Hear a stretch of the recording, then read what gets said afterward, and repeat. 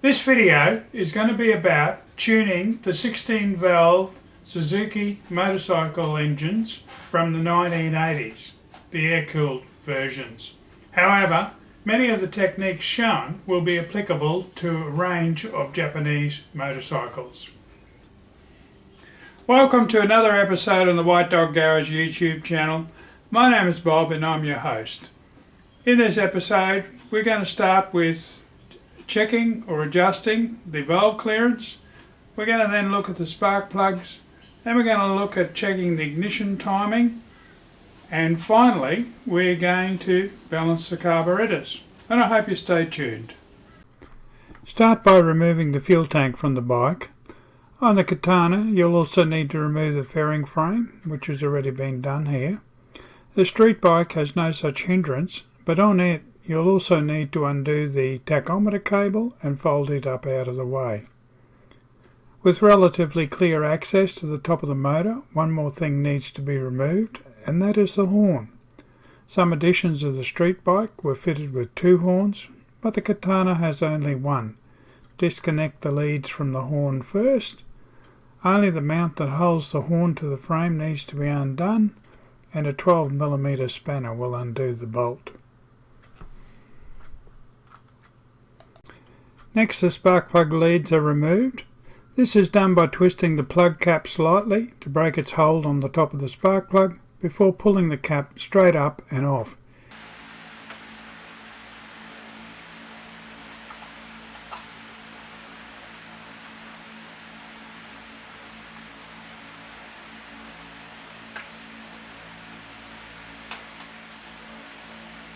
You'll also need to undo and remove the connecting pipe running between the tops of the cylinder head cover and the airbox.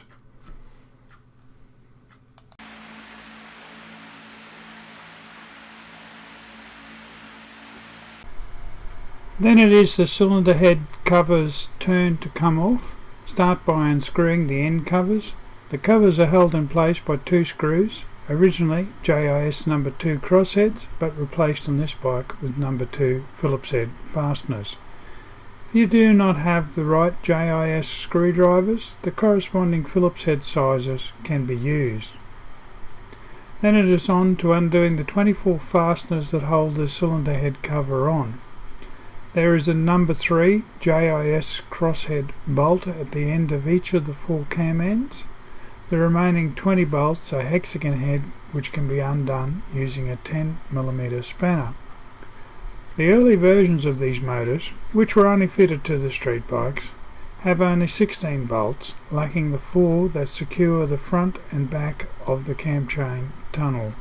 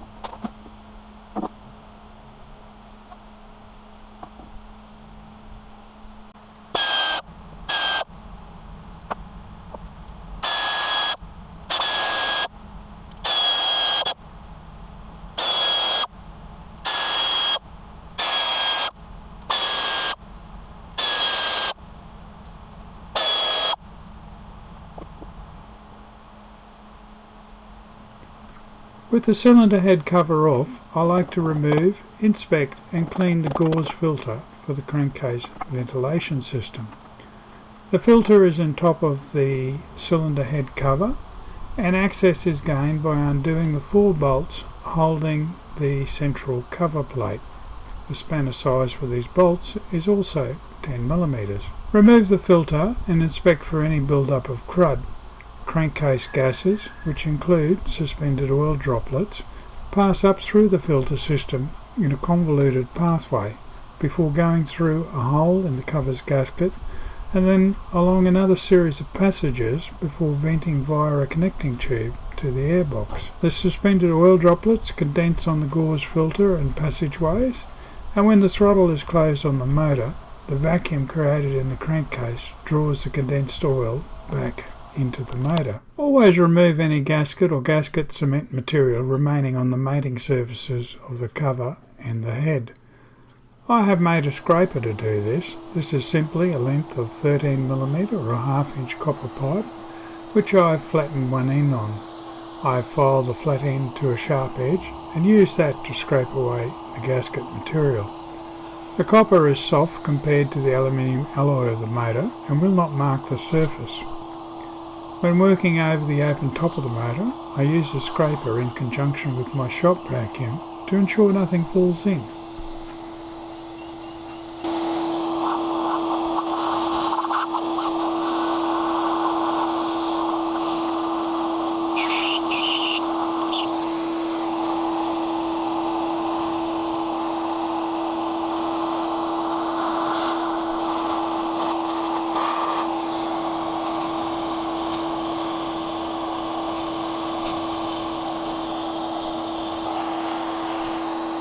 On to checking the valve clearances now, starting with the removal of the signal generator or timing cover. The original screws holding the cover in place were JIS number 2 crossheads, for which a number 2 Phillips head screwdriver would also work. On this bike, these screws have been replaced with 4mm cap head screws. Once the cover is removed, a 19mm spanner can be used to rotate the crankshaft to the correct position to check the valve clearances.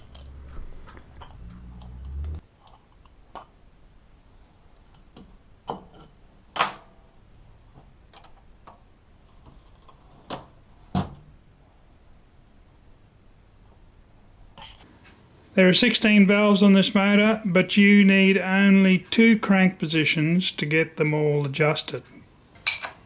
We're bringing the crank around and you'll see in there the numbers 1, 4, that's cylinders 1 and 4. You see the F mark, which is for firing, and then we've got the T mark, which is for top dead center on those 2 cylinders. And then if we go up to the cams themselves, we've got index marks there, and they're aligned, and that gives us 8 of the 16 valves, 2 per cam lobe. And then if we rotate it all the way around,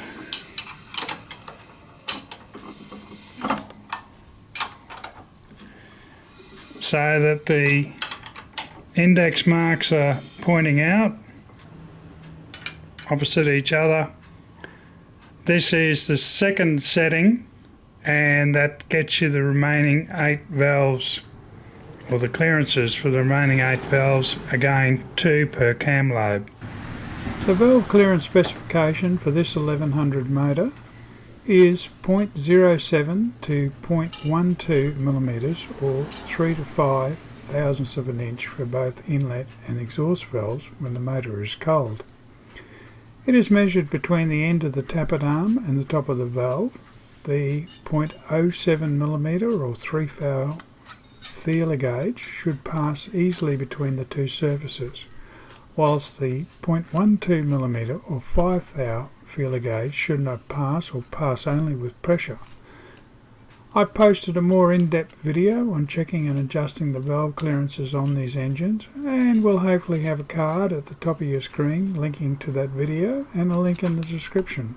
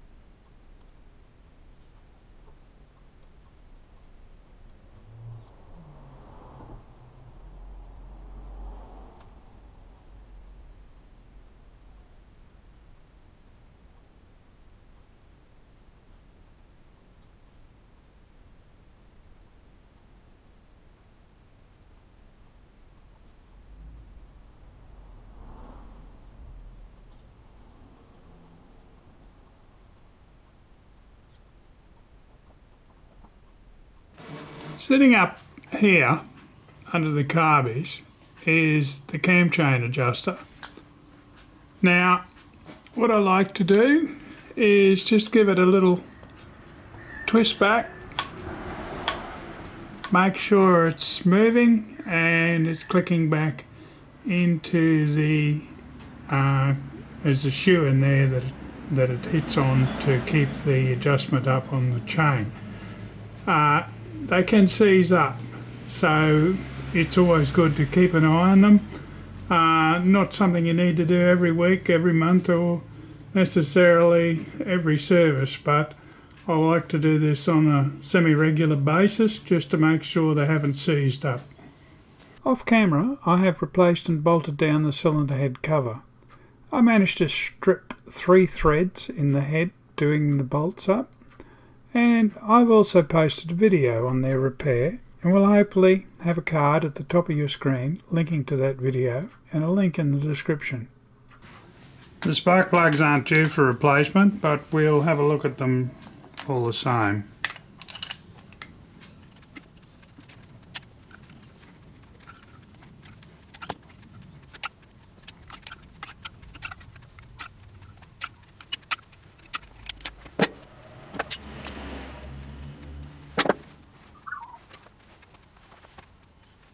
What you're looking at there is normal plug coloration. It all changed a bit after we took lead out of petrol.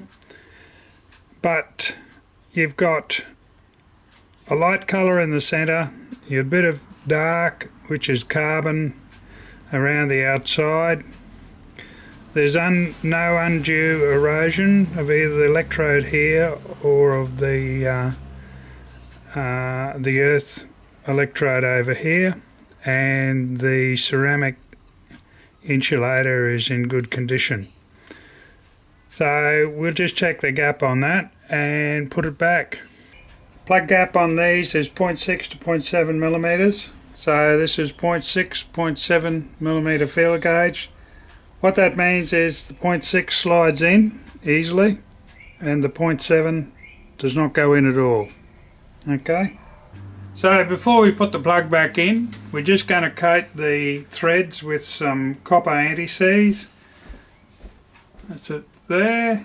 I don't have a particular preference. There's a zinc anti-seize as well. You can paint it all the way up if you like. It really doesn't serve much of a purpose. I've just put a bit too much on here.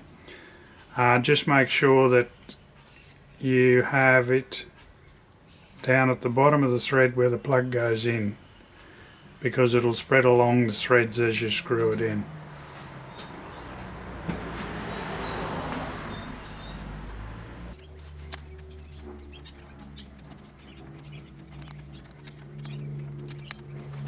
Do not over tighten the spark plug. Essentially this one has a washer, and as I remember it, if it's got a washer it's half a turn to 2/3 of a turn. If it hasn't got a washer, it's about a 1/16 of a turn. And this is what I mean by the washer. There's a washer there. The other style is it just has a machined bevel. Putting the plug caps back on, make sure you put the right ones on the right spark plug. You can only faintly see it here, but I've actually numbered them.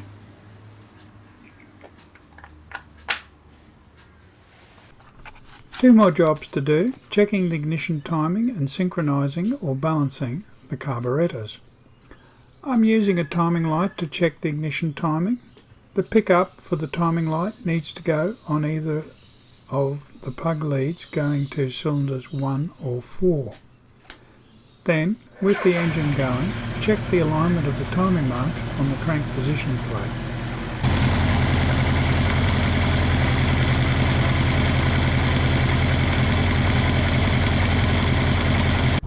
At idle, technically below 1500 revs per minute, the timing light strobe should be showing the F mark on the aligned with the timing mark on the 1/4 cylinder side of the advance unit.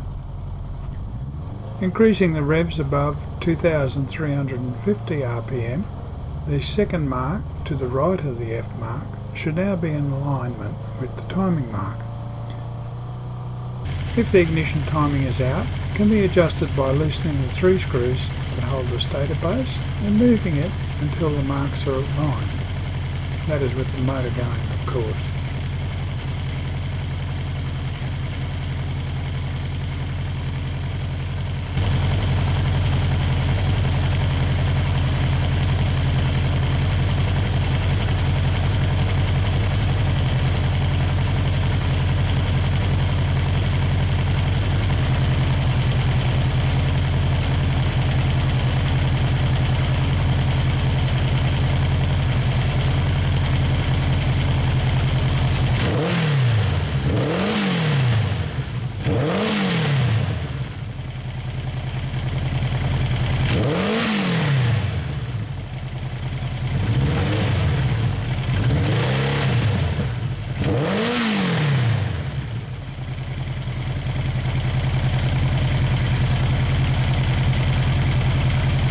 Do not forget to drop the screws when you've finished the adjustment.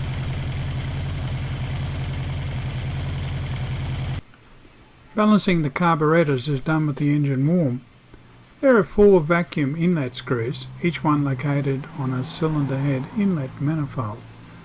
They are cap head screws and are undone and removed using a 4mm Allen or hexagon key.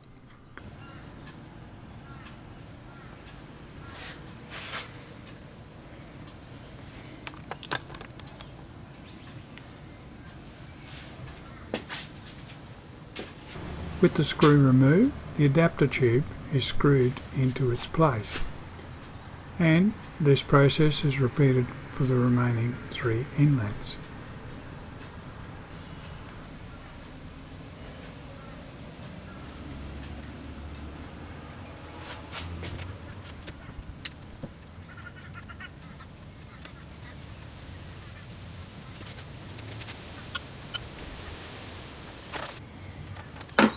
The worst of fitting these is I'm fitting them with a hot motor, so I'm trying not to touch the motor with my hands if I can.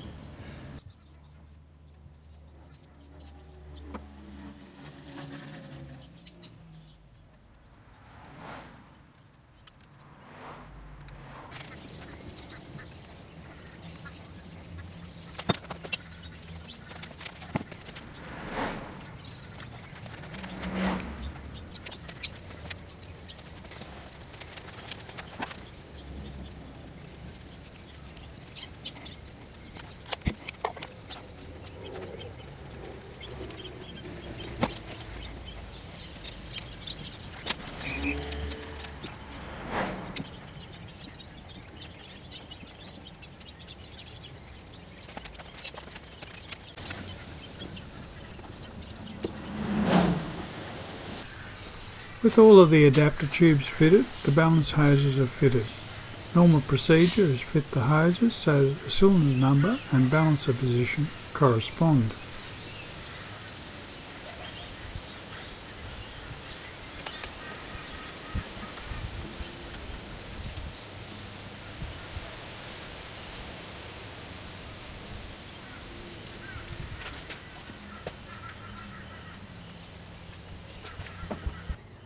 There are 3 things that we need to do in a tune for this GSX style of motor. We need to set or check the valve clearances, which we've done. We need to check and if need be adjust the ignition timing, which we've done. And we're at the 3rd stage now, which is balancing the carburettors. There's a couple of things that you need to balance the carburettors. You need an external fuel supply because you can't have the fuel tank on because the adjustment screws have to be accessed from the top of the frame. In my case here, I've just found an old stand that I've repurposed as a stand to hold a external fuel supply. It's just an old degreaser tin I soldered a connector in the bottom. The tube just runs down here to the carburettors. I just hold it in place with a bungee cord. There's nothing sophisticated about it. The other thing that you need is a means of monitoring the vacuum draw on each of the cylinders. I've had several over the years. I've had mercury and glass, which is pretty good. I've had the 4-gauge style. I'm not a fan of those at all. I bought this one from the United Kingdom a few years ago now. I'm not sure you can get them in Australia. The brand is Carb Pro. It just has metal rods that go up in the tubes and gives you the amount of vacuum. I think it's quite a good unit. I quite like it. And I just hang it off the frame here. Some people hang them off the handlebars. It's hanging anywhere you can get it, where you can see to do the adjustment. The other thing you need with balancing the carburettors is a tool where you can adjust the screws on the rods that connect the 4 carburettors together. You can, I'm sure, buy a tool like this. I actually made this one.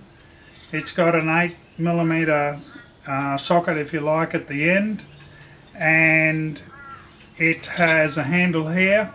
So there's on each adjustment point there is an 8mm across the flat lock nut, which you have to undo, and then there is a slot screw that you need to turn either in or out.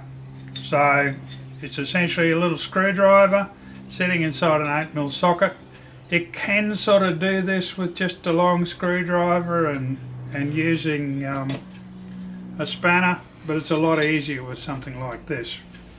The other thing that you need is a fan. It often takes quite a while. It's an air-cooled motor, and a bit of external cooling doesn't go astray. I have an industrial fan that sits here on the floor that I turn on to provide cooling air over the motor. There are 3 adjustment points to balance the carburettors. There's one here that goes between the number 3 and the number 4.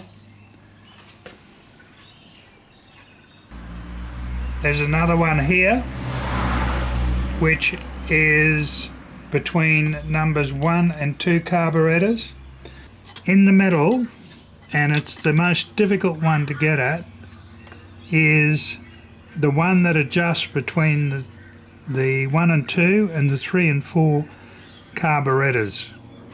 It's not easy to get at. It's a bit of a fiddle, but you can do it.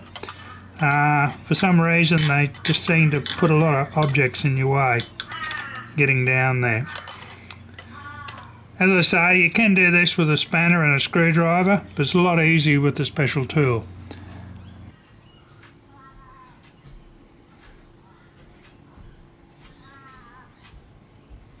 Start the motor to check and adjust the carburetor balance. There are several schools of thought on what revs to check the balance at. Some mechanics like to set the balance at idle, some at cruising, say 3000 to 4000 RPM on these motors. Suzuki says the balance should be set at 1750 revs per minute, which is about where I do it. Looking at the bars on the balancer, cylinders 1, 3 and 4 are in pretty good alignment, but cylinder 2 is low. So I start by synchronising cylinders 1 and 2.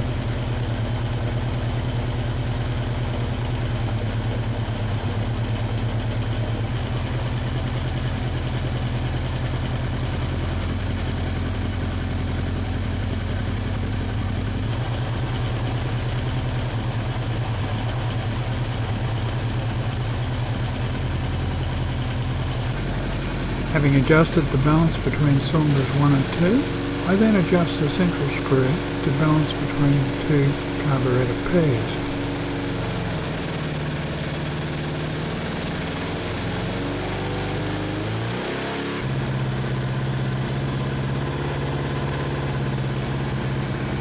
I don't worry about the bars being perfectly aligned. Within about one major division on the gauge suits me.